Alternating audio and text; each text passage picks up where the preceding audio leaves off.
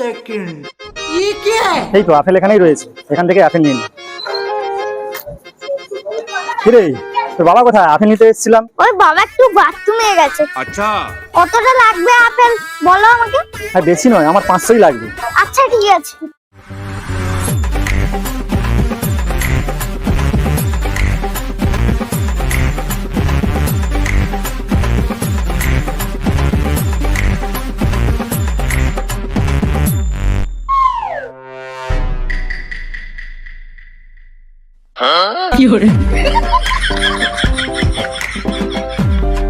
অনেক দেরিও হয়ে গেল, তোর আপেল মাপা